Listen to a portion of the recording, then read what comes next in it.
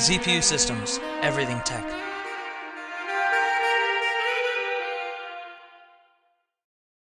Hi everyone, this is Zachary Bornheimer, president of ZPUSystems.com, here today to give you Perl vs. C++, a fight to the death. My equipment for this demo: Perl 5.8.9, the GCC compiler 4.2.9 Apple build, ScreenFlow 2.1, Keynote 09 v5.0.3, Terminal 2.1.1, Vim v7.2.108, and Mac Vim v7.2.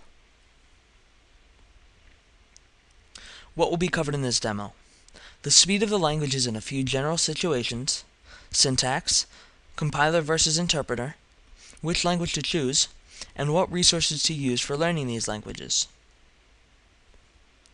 Speed of the languages. How will we test speed? The Unix function time, and we will devise a few tests. They will print text, get user input, read a text file, write to a text file, and count to 40 million. Syntax.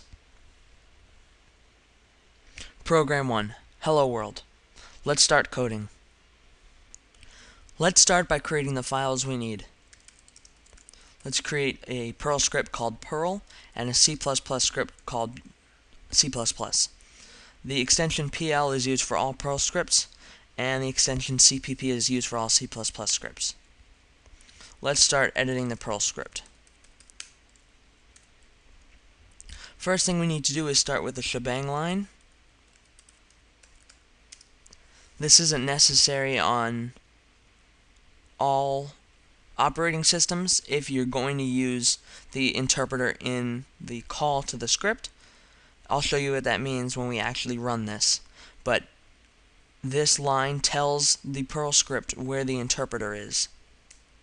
And shebang comes from hash, bang. Hash is the pound sign, and the bang is the exclamation point. The hash symbol is actually also the sign for a comment in Perl. Anything with a comment, except for the shebang line, is ignored. Alright, so let's output to the screen hello world. The way to do that is we call the Perl function print, and in quotation marks we type in hello world. And at the very end, we use a line delimiter, the semicolon. That's the script. Let's save that. Now let's edit the C++ script. First thing we need to do is we need to include the input-output stream library, IO stream library. That allows us to print out to the screen. Now let's create our function, our main function. We give it an int main because we're going to return something at the very end. Return success, or exit success. Exit success. Now we're going to print out to the screen. From the standard library, we're going to use the function cout, and we're going to use two less than operators, and we're going to type in hello world, just like that. That's our program. Perfect. Alright, now let's compile the C++ program.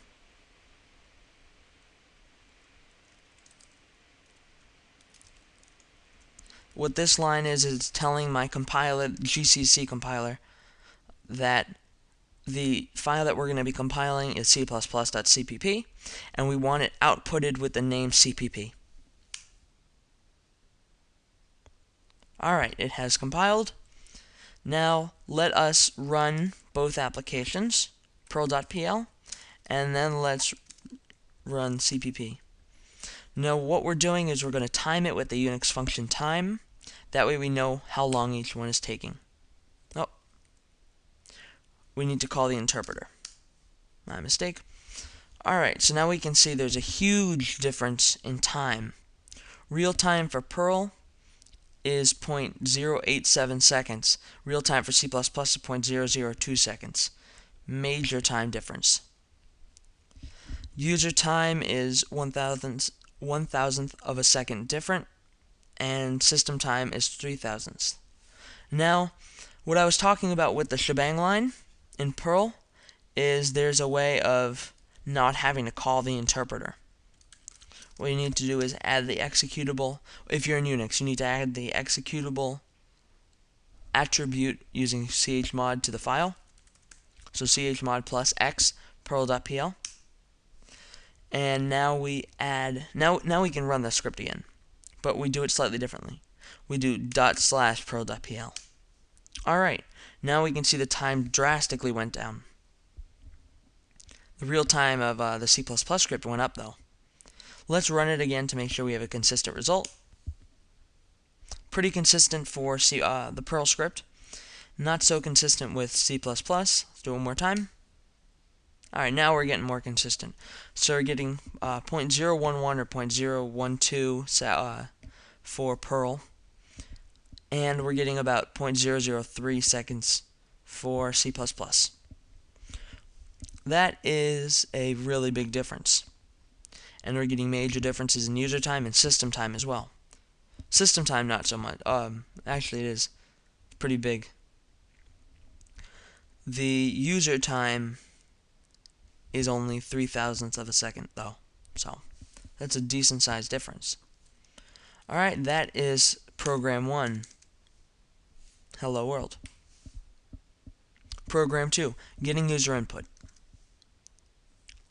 Alright, so let us remove everything.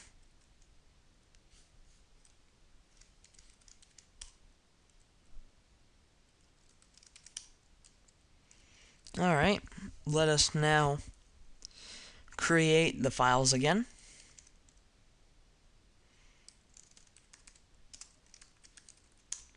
And let's start with the Perl file again. Let's add the shebang line.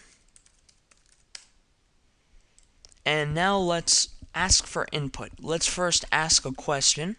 What is your name? And now let's ask for input. In Perl, the way to do this is to create a variable. Let's call it name. All variables in Perl must start with a letter. And let's assign it to stdin, standard in. That's going to be the input that we get. Now this will give it the input that this will give name, the variable name, the input that gets typed, including the new line character. So if we want to remove the new line character, we have to use the internal function chomp. Alright. Now we have the name variable. So now let's print out to the screen, hello, name. Now what you're going to see is that it's going to print out, like if I type in Zach, what is my name? Zach. And then it would say hello Zach, but then it would say, then it would not print out to the screen another new line. So then the prompt is on the same line as hello Zach. So what we want is we want to include this new line character. That is represented by the escape character, the backslash, and an N. Save that. Now let's do the C++ script.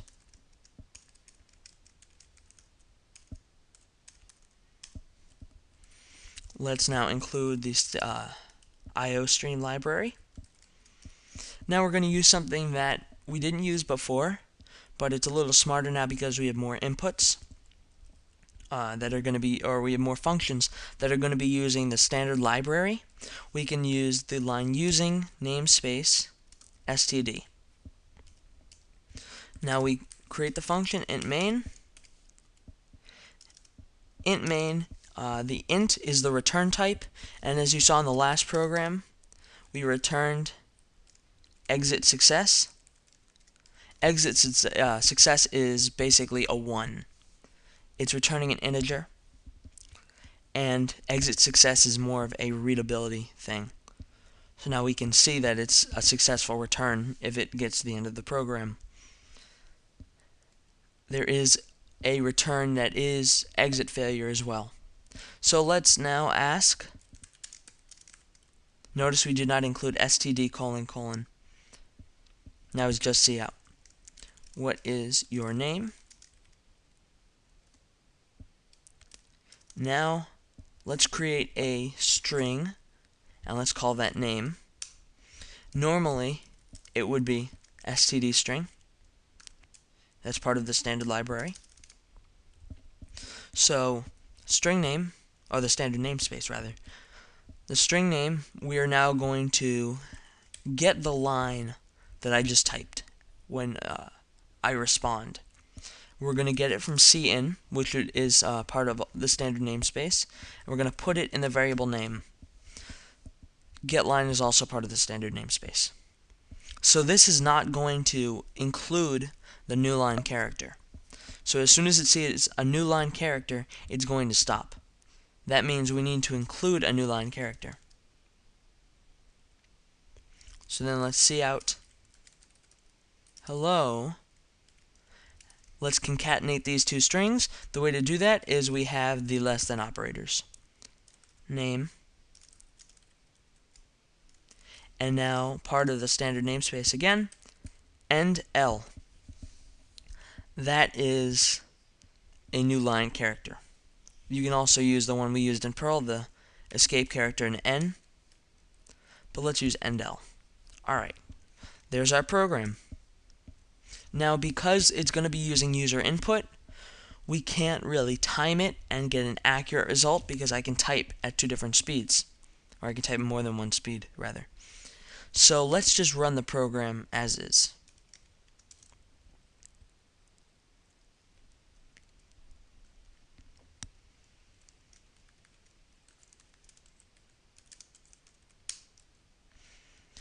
Alright, so let's start with the Perl script.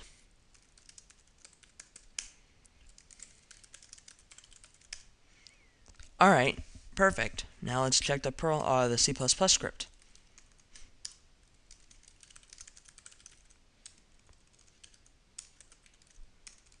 Apparently I can't spell my name. Alright, perfect again. Now you might be wondering why we get this pretty output where you have the exclamation point and then you have the prompt right underneath it, if in the time function we had it with the same thing and we did not have the new line character. Well, timing it adds a new line character by default. So if we ran the program again right now, it would say, hello Zachary Bornheimer, Zachary Bornheimer's MacBook Pro. It would be all on the same line. Good. Program 2 complete. Let's now have program 3 read the ZPU database. Let's work on that one. Let's remove everything again. Let's now create 3 files. First two are perl.pl and c++.cpp. Let's now also create the database db.zpu.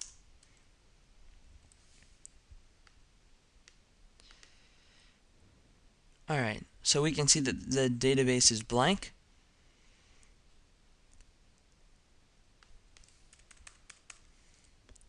Blank database. So let's add some text.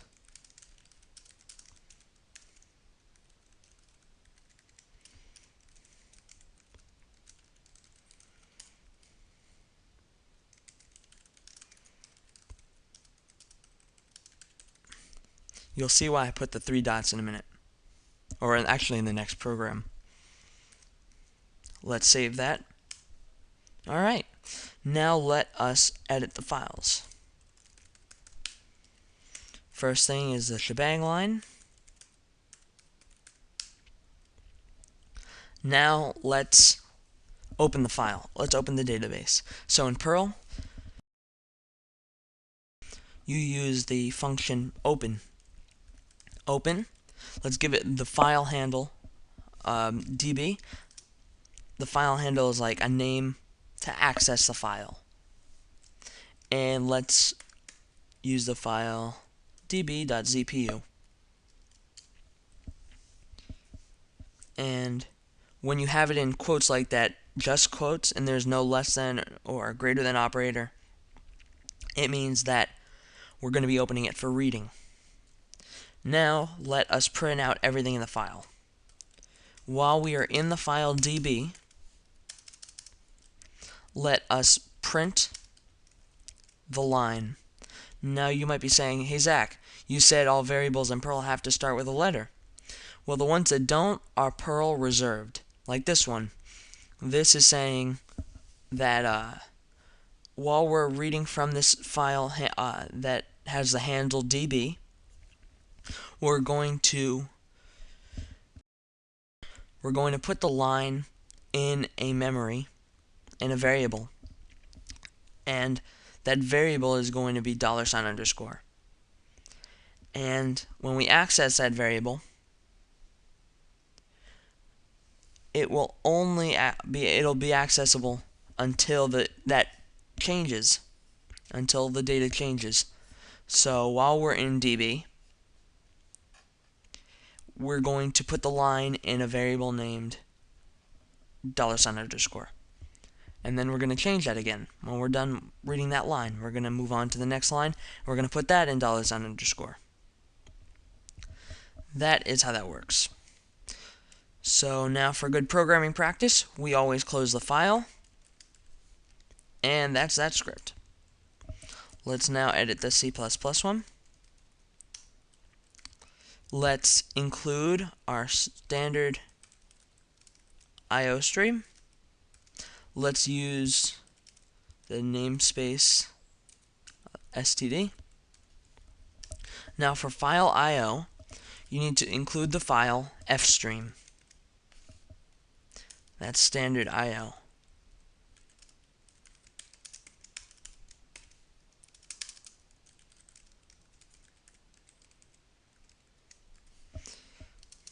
Now let's create the instance of the ifstream class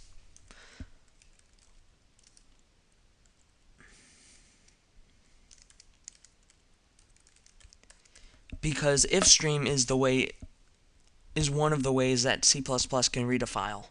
So ifstream db, and this is the file it's pointing to.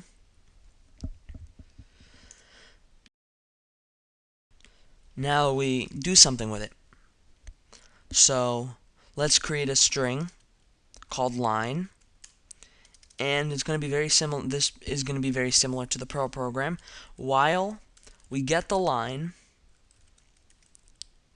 from db, we'll store it in the variable line, and we'll do whatever's in these braces. So while loops are generally while the condition in the parentheses is true, we are going to do whatever's in the curly braces. So while we're getting the line, and there are still lines to get, we're going to do this line by line, and we are going to we're going to cout line. And getLine does not add the new line character at the end of the line, so we have to do that. There it is. That's our program. Oh, for good programming practice, though, we should close the file. db.close. Perfect. Let's now compile. Alright, no errors. Now let us run the Perl script and the C++ script, but let's time it.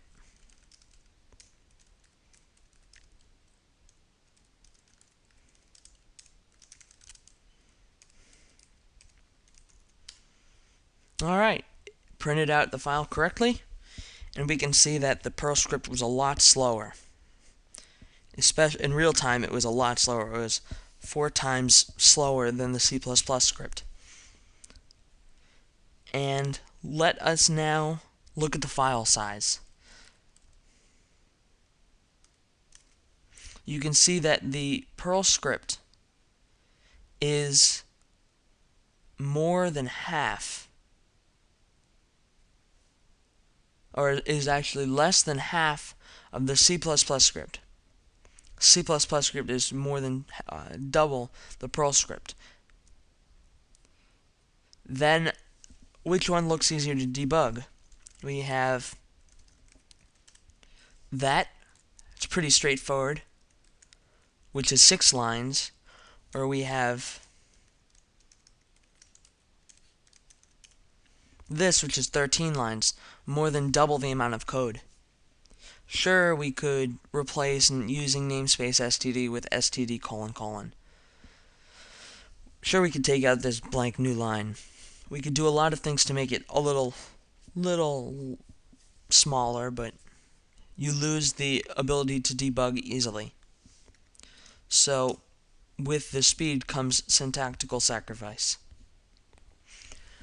So, we see that, but what if we want to change up the Perl script a little bit, and we want to get this?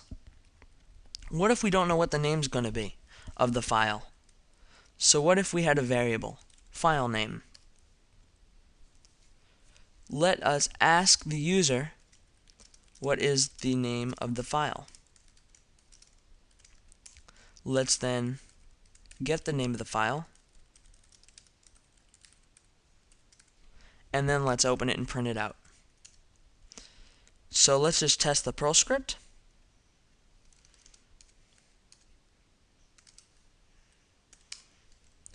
And let's do db.zpu. Perfect. Let's try it again, but let's do something a little different. Look at that, there's the C++ file. Now let's edit the C++ file. So in order to make this script dynamic, we need to add a few things to it. One thing we need to add is a new library called string. So we need to include the string library.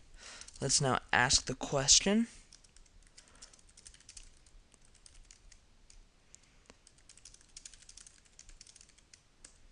Let's now create a string that will hold the variable name, or will hold the variable.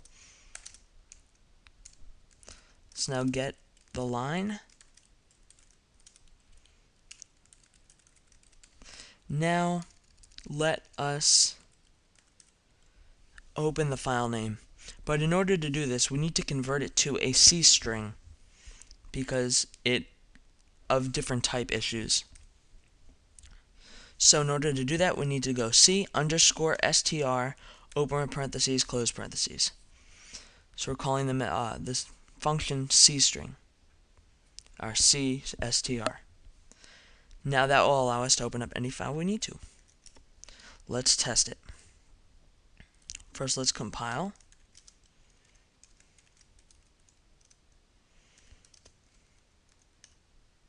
Alright, let's now run.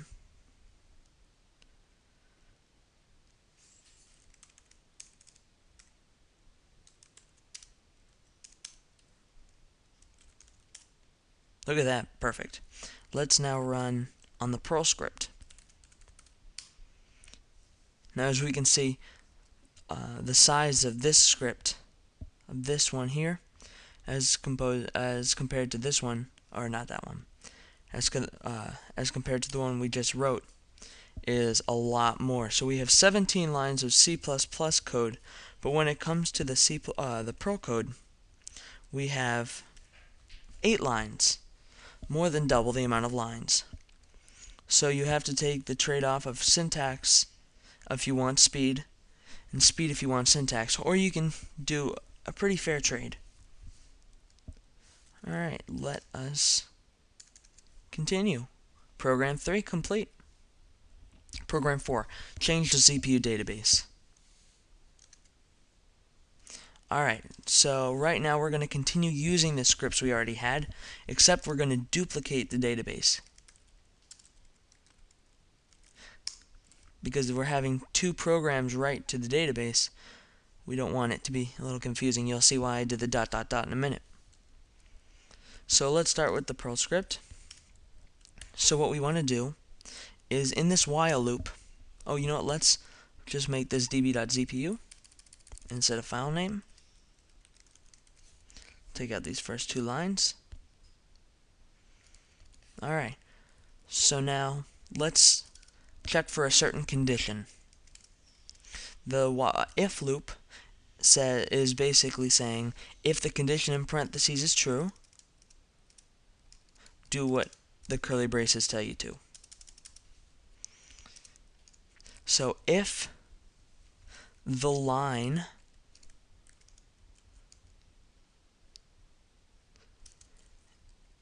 is equal to, in Perl you have two operators for equal comparisons. EQ is for strings, equals is for numerical comparisons. If it is equal to Zachary Bornheimer is ... this, then let's change the line to equal Zachary Bornheimer is presenting this. Now this will never work. One, because I forgot a period, and two, because it's looking for a line break at the very end. So we need to include a line break. Now this will only modify the lines as we're printing them out to the output, the screen. So we need to, I always like doing this. There are ways of modifying reading and writing a file to a file at the same time, but I always find it much easier to keep track of your files if you just open up another one and we use it for writing only. The greater than operator is used for writing, and this will, if the file does not exist, it will create the file. If the file is not empty, it will truncate the file, and then we'll write new stuff to it. So let's print dbtmp. Let's print the new line to dbtmp, the file handle dbtmp. Let's now close dbtmp, and for fairness in the C++ program, we have to use a system call, because I'm going to be using a system call in the C++ program, and the command in Unix is mv db.zpu.tmp to db.zpu. That will be the command that will finish up the database. There is a built-in command for renaming files in Perl that's really, really easy. Now let's do the C++. Let's remove these first three lines.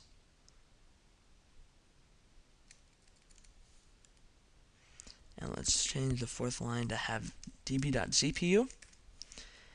And we'll add the if statement, very similar syntax, because Perl is based off the C family of syntax, and this is C++. Plus is an operator in many languages that means increment. So this is an increment on C. On C++. Yeah. C++ is an increment on C++. Or C is an increment. C++ is an increment on C. Alright. So we're going to remove this line for now. If the condition in parentheses is true, do what's in the curly braces. If the line is equal to Zachary Bornheimer is ... this, because it will not have the new line, make sure that you do db1.zpu. My mistake, I put db.zpu. So we want to check if the line is equal to that, and then if so, line is now equal to Zachary Bornheimer is presenting this. Alright. And a semicolon at the end. Let's now print to a file. Let's now open a file for writing to. So now we use ofstream dbtmp. We're going to do basically the same thing, db1.zpu.tmp. And now remember how we used to write cout, or we do write cout, and then we do the string, and then maybe endl. What we're going to do is, instead of that long string, we're going to use line, and instead of cout, we're going to go dbtmp. That will now print to the file handle dbtmp the line plus a new line. So now we are going to close the dbtmp. Perfect. Now it will have everything perfectly, except we'll have a file called we'll have db1.zpu.tmp, and the original db1 won't be edited. So now we do the system call.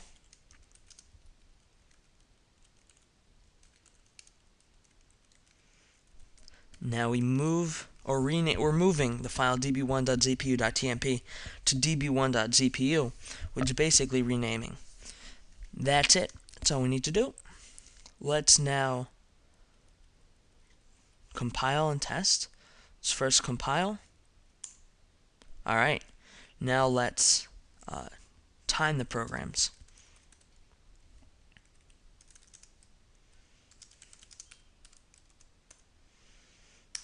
Alright, so now we can see the files have been edited.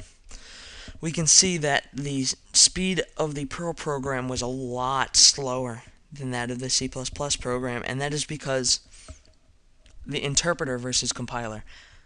The interpreter is compiling the program and then running it, while the compiled version, the compiled script, is only running. So, and also the system call takes a little bit. That's why the real time for C++ is 6/1000ths of a second. And this would probably be a lot shorter if we used rename. So we can see that the system call makes a big difference, and we want to use in-house functions as opposed to system calls as often as we can.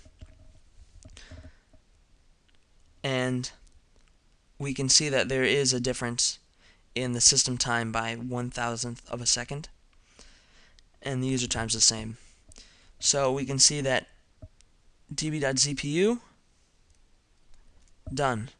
db1.zpu, done. Look at that. Perfect. Program 4, complete. Time for program 5. Count to 40 million. Alright, so let's get started. Let's remove everything. And let's create the files perl.pl and c++.cpp. First one we'll work on is the Perl one. Shebang line. And now let's create an integer I, and we'll assign 0 to it. Now while I is less than or equal to 40 million, we'll do the following code. We'll print I with a carriage return. The dot operator in Perl concatenates two strings, or a variable in a string, an int in a string, whatever. It concatenates anything you need to. Alright, so we're going to print out I with a carriage return, meaning that it'll print 1, 2, 3, 4, 5, but it'll be all on the same line, and it'll it'll do 1, and then it'll write over 1, and it'll write 2. You'll see momentarily. And that's the script. Oh, wait, we forgot one important thing. We need to increment I.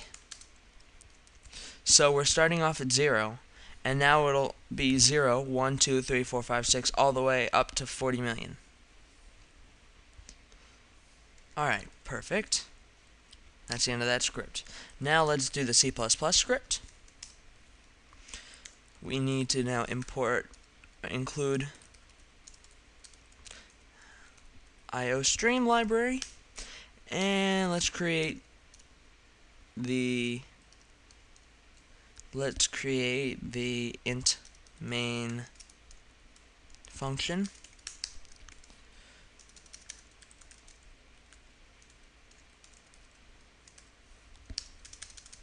We'll do the exact same thing, except with Perl, you do not have to declare a type, hence the name loosely typed.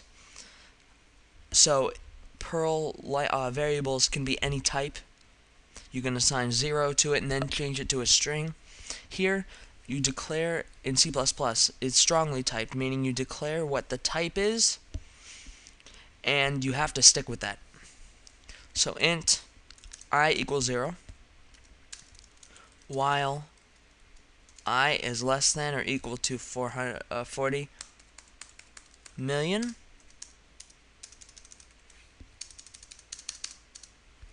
We are going to std cout I with a carriage return, which we're going to use a escape character R. And then we're going to increment I plus equals 1.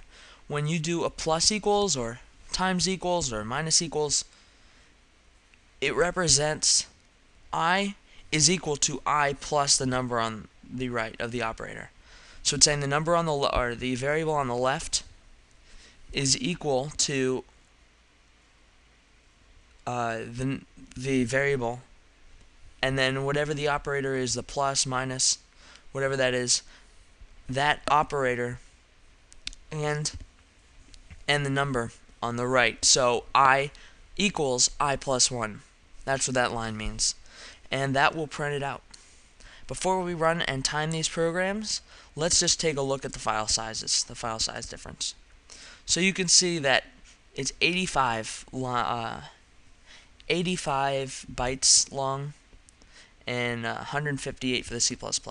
Big difference, nearly double for C++. Well, for good style, it's important to use comments, and especially with C++, because this code's pretty self-explanatory, but if you have longer code, it can get a little confusing, because the longer the amount of lines you have, the longer the code is, the more room for error. So what you should really do, or you should get used to doing, is having a comment. Comments get ignored by the compiler, and in Perl they get ignored by the interpreter. So you could write function main returns exit success, no arguments, purpose, count, or cout, count to 40 million, and print the number with a carriage return. Perfect. That's all you need. And now the person reading your file knows what the code is supposed to do. Let's save that, and now let's add a Perl comment. Let's do the same type thing. For comments in Perl, you use a hash. So let's do no arguments, purpose, count to 40 million, and print to the number to the screen with a carriage return. It looks like it went over the line, but it didn't. It was just the size of my window. Alright, so let's save that, and you're going to be able to see that the size changed a lot. Alright, so you're going to also see that it doesn't matter. It's not used by the interpreter or the compiler in C++'s case. Alright, let's compile the C++ script. No errors, good. Now let's time both.